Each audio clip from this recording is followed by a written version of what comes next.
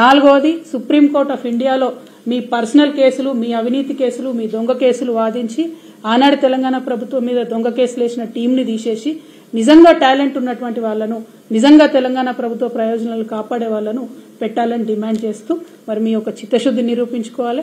మీరు ఇన్ని రోజులు చేసినటువంటి ఆరోపణలను దాన్నన్నింటినీ కూడా తప్పని నిరూపించే విధంగా ఉన్నటువంటి మీ వ్యవహారాన్ని సరిదిద్దుకోవాలని సూచన చేస్తా ఉన్నాం.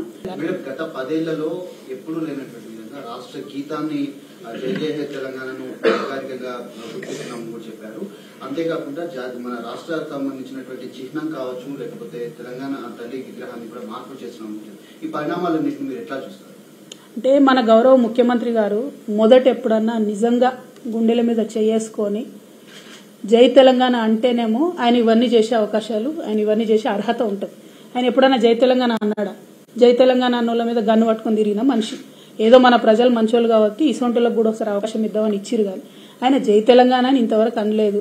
ఆయన రాష్ట్ర గీతం గురించి మాట్లాడడం, తెలంగాణ తల్లి గురించి మాట్లాడడం చాలా హాస్యాస్పదంగా ఉంది.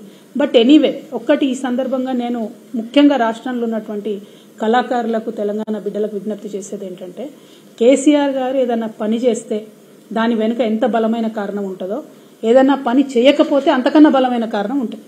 రాష్ట్ర గీతం దగ్గర పంచాయతీ షురు అయింది. ఇదంతా రాష్ట్ర గీతం అనేటటువంటిది కాన్స్టిట్యూషన్లో ఎక్కడ చెప్పలేదు.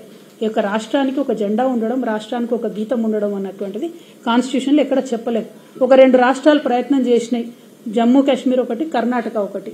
ఆ ప్రయత్నం చేస్తే ఫెడరలిజంకు ముప్పు వాటిల్తుందని సుప్రీంకోర్టు దాకా పోయినా కూడా వాళ్ళు పర్మిషన్ ఇవ్వనటువంటి పరిస్థితి. ఆ కొత్త కాంట్రవర్సీ కొత్త రాష్ట్రానికి ఎందుకు పెట్టాలన్న ఉద్దేశంతో కేసీఆర్ గారు అటువైపు వెళ్ళలేదు. నేను కూడా తెలంగాణ సగటు ఆడబిడ్డనే కదా, నేను ఎట్లుంటాను, మిగతా ఆడబిడ్డలు ఎట్లుంటారు మా తెలంగాణ వాళ్ళు, గట్లే తెలంగాణ తల్లి ఉంటుంది. ఇక అన్ని అపోహలకు పోయి పర్సనల్ గా కేసీఆర్ గారి కుటుంబం అంటే విద్వేషం పెట్టుకొని నిర్ణయాలు తీసుకుంటే ప్రజలు ఆలోచన చేస్తారు. నా రిక్వెస్ట్ ఏంటంటే, ఇవన్నీ చిన్న చిన్న ఆరోపణలు పక్కన పెడితే కేసీఆర్ గారు చేయని పనుల వెనుక కూడా కారణాలు ఉంటాయన్న విషయం తెలంగాణ కళాకారులు, కవులు, రచయితలు కూడా దయచేసి గుర్తించాలని చెప్పి నేను కోరుతూ, ముందుగా మన ముఖ్యమంత్రి గారు తెలంగాణ రాష్ట్ర ముఖ్యమంత్రి గారు కాబట్టి ఎప్పుడన్నా ఒకసారి అసెంబ్లీ ప్రారంభంలోనో అఫీషియల్ కార్యక్రమాల్లోనో జై తెలంగాణ అంటే కొంచెం తృప్తిగా ఉంటుంది. నేనేమంటున్నామ్మా అంటే, ఆరోపణలు మేము ఎప్పుడు చేయలే మహేందర్ రెడ్డి గారి మీద. మేమెప్పుడు మహేందర్ రెడ్డి గారిని ఒక చిన్న పల్లెత్తు మాటలే.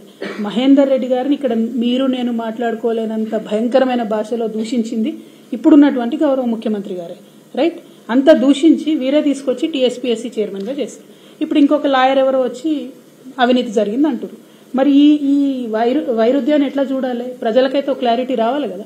పోనీ మేము అవినీతి చేసినామన్నారు, మరి మా హయాంలో ఆయన ఉన్నాడు కదా 5 ఏళ్ళు, మరి ఎంక్వైరీ చేయమని అంటున్నాం మేము మహేందర్ రెడ్డి గారి మీద. నేనేం కొత్త కోరిక కోరతలేను కదా. సీఎం గారు చెప్పిన దానికి మరి చెప్పినట్టుగా నిరూపించుకోండి. మహేందర్ రెడ్డి గారు స్వాతి ముత్యం, కడిన ముత్యం అని మీరే నిరూపించండి, ఎంక్వైరీ చేసి జ్యుడిషియల్ ఎంక్వైరీ చేయండి. కానీ ఈ క్రమంలో తెలంగాణ నిరుద్యోగులకు నష్టం జరగకుండా జాబ్ క్యాలెండర్ ప్రకటించండి. మీరు మొన్న ఇచ్చినటువంటి జాబ్ క్యాలెండర్లో ఫిబ్రవరి 1వ తేదీ నాడు గ్రూప్ 1 ఇస్తామన్నారు. వచ్చిందని ఫిబ్రవరి 8వ తారీఖు వచ్చింది. ఏమన్నా అంటేనేమో ఎక్కడ మేము ఇప్పుడే వచ్చినాం, నిన్ననే వచ్చినాం, ఇంకా మూటాములే సర్దుకోలేదు అంటున్నారు. Okay, no problem. దీనిలో ₹1 ఖర్చు లేదు కదా. ప్రాసెస్ ఇనిషియేట్ చేయాలి కదా. టైమ్లీ ఇనిషియేషన్ ప్రాసెస్ కోసమే అడుగుతున్నాం, బడ్జెట్ కోసం అడుగుతలేము. అది ప్రజలు గమనించాలని కోరుతున్నాం.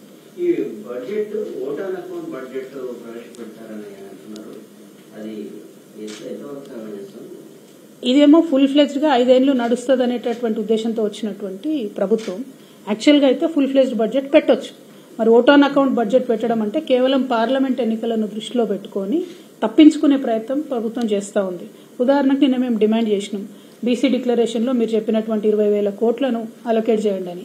ఇప్పుడు ఆ డిమాండ్ నుంచి తప్పించుకోవాలి, అందుకని ఓట్ ఆన్ అకౌంట్ బడ్జెట్ పెట్టాలి. అట్లా వాళ్ళు చాలా విషయాల్లో డిక్లరేషన్లు చేసిండ్రు, బడ్జెట్ కి అలొకేట్ చేస్తామని చెప్పిండ్రు.